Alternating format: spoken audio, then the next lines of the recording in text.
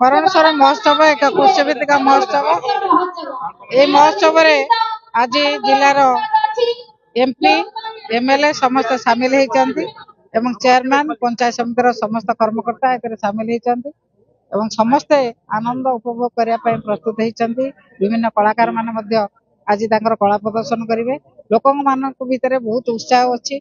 विभिन्न कर एसएचजी माँ भौणी मैंने जो मैंने आसी विभिन्न जगार जो मैंने व्यवसाय करने भाई बंधु मैंने आसी उत्साहित अच्छा। विभिन्न अपेरा पार्टी 5टी अपेरा पेंडाल होती राज्यर समस्त अपेरा माने आसिक एठी नाच प्रदर्शन करेंगे। लोक मैंने अपेरा को उपभोग करवा महोत्सव को उपभोग करवा सांस्कृतिक कार्यक्रम को उपभोग करने समस्ते उत्साहित अच्छा। व्यवसाय रे भागीदारी है समस्त किणा बिका उत्साहित अच्छा। तेणु समस्ते जो भाई भाव में उत्साहित होगी ये सांस्कृतिक पर्व को उपभोग कर प्रभु बरणेश्वर पाखे प्रार्थना करुचे ये कार्यक्रम आहरी आग को जाऊ। प्रभु बरणेश्वर समस्त मंगल करंतु।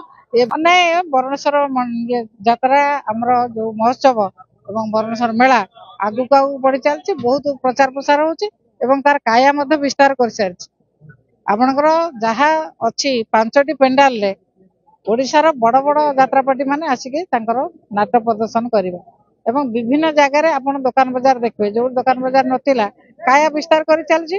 प्रभुंकर इच्छा प्रभु जिते जो जहाँ चाहते से विषय कथा जानी बिंजापुर माटी ऐतिह्य संस्कृतिर माटी एवं ये बरुणेश्वर महोत्सव यही संस्कृति को यही ऐतिह्य को धारण करिछि एवं आपण माने देखिबे लोक मानक भितर केते आनंद केते उल्लास आमे माने समस्त आसीथिलु आमे एमएलए मु एमपी हिसाब से आसली राज्यसभा एमपी मध्य आसले मान्यवर बाचस्पति तथा विधायिका बिंजारपुर श्रीमती प्रमिला मल्लिक महोदय दृढ़ नेतृत्व जो आज ये अंचल विकसित होती बरुणेश्वर पीठर एत सुंदर विकसित होती। धन्यवाद देवी से मान्यवर बाचस्पति को छाड़ी धन्यवाद देवी मान्यवर मुख्यमंत्री श्रीजुक्त नवीन पट्टनायक महोदय को से अंचल बरुणेश्वर मंदिर पीठर उन्नति 7 कोटी टंका अर्थ प्रदान कर।